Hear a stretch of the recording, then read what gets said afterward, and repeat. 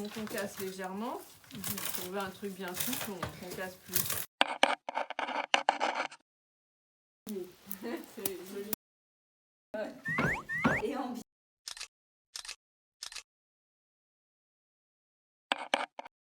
Il y a trop d'argile. Enfin, pour vous dire, là, ravito.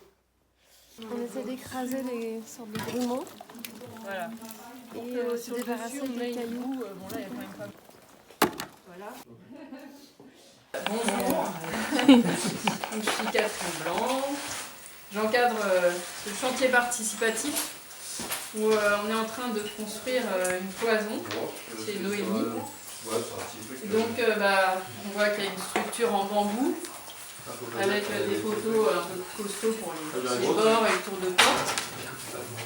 On est en train de faire une sorte d'innovation à poser des mèches de champs trempées dans une soupe de terre, je dirais. Donc c'est gris parce que la terre est grise, mais ce n'est pas du ciment. Voilà. Alors, donc le chanvre, à la base, ce qu'on utilise, c'est des tiges entières qui ont été un peu concassées. On pourra aller voir ça de l'autre côté après. D'une épaisseur moyenne comme ça. Et ensuite, on a ici une magnifique baignoire. On a fait un mélange de terre et d'eau.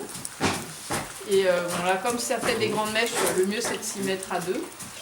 Donc, on écarte les fibres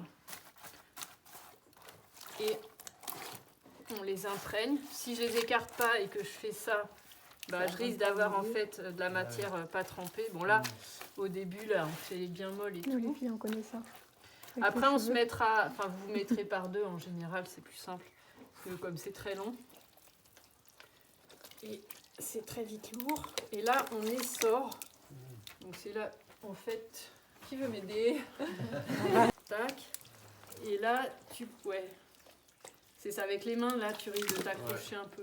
Alors, on essaye que les fibres, elles restent, qu'elles ne soient pas torsadées, d'accord, les mèches.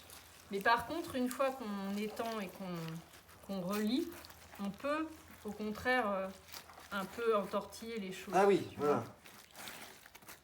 Tribal indienne. On a l'impression, moi j'avais vraiment l'impression de voir des cases africaines partout. Et je suis pas allée en Afrique noire. Mais... Du coup, Noémie, on m'a dit qu'on était sur un chantier participatif. Oui. Et du coup, on est sur quel lieu là exactement? Là, on est sur mon lieu. Ah bon? Non, c'est vrai, chez toi? Oui, c'est chez moi. Mais c'est incroyable. C'est chez moi. C'est super grand chez toi. Partout dans la maison. Ah ouais? C'est vrai. C'est chez moi qu'on met des murs en bouillasse. Voilà, donc c'est chez moi et c'est un lieu qui a pour vocation à devenir déjà mon lieu d'habitation, qui l'est déjà, et un lieu associatif également. Incroyable. Trop bien. Et ce lieu, il s'appelle comment? À la croisée des chemins. Trop bien, merci. Merci Emma.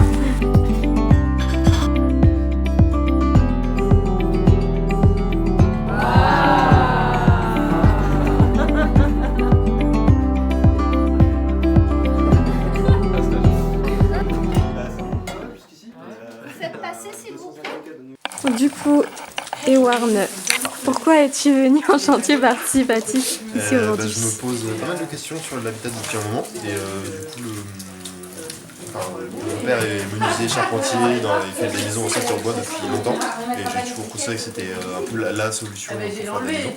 Et plus j'avance et plus je me rends compte que le bois c'est bien mais ça a ses limites. Par exemple la plupart des constructions se font en résineux, c'est des bois qui poussent très vite et qui poussent très vite de manière générale, qui sont très droits, où il y a très peu de nœuds. Et donc c'est résineux, donc c'est acidifier le sol, donc ça tue un peu tous les champignons qu'on peut avoir dans le sol. Donc c'est une solution, mais il y a quand même des limites, il faut faire très attention, il faut mélanger des résineux, des feuilles, tout ça. Et donc alterner bois et terre-taille, terre, gène-vote, terre, ce que tu veux, avec de l'ossature bois, je trouve que c'est un très bon compromis. Donc moi ça m'attire de pousser un peu plus vers le terre-paille que juste de l'ossature bois. Déjà en termes de confort thermique, confort hygrométrique, de ce que j'ai compris, la terre, ça apporte de l'inertie. Donc quand il fait très chaud dehors, la terre va relarguer un peu d'humidité à l'intérieur et va permettre de temporiser un petit peu le climat intérieur-extérieur. Quand il fait très chaud dehors, il va falloir attendre 16-17 heures pour que la température intérieure monte aussi. Si c'est très humide à l'intérieur, les murs peuvent absorber une partie de l'humidité. Et vice versa, quand c'est trop sec à l'intérieur, les murs peuvent relarguer une partie de l'humidité. Donc ça se régule un petit peu. Je n'irai pas beaucoup plus loin dans les explications. Ok, c'est intéressant de savoir que ça régule l'hygrométrie du coup, donc c'est le taux d'humidité. Ouais, c'est ça. Pour avoir même une construction bois, quand tu as juste du bois partout, en fait ça fait très sec à l'intérieur. Ok. C'est relativement confortable, mais je trouve que ça fait trop sec, quoi. On s'éloigne un peu de notre. C'est bon à savoir, puisque moi j'habite dans une maison en pierre et c'est humide. Ouais, voilà, ça fait un intermédiaire. Ok. Mais ça dépend aussi des fondations, plein de façons de faire. Super, merci.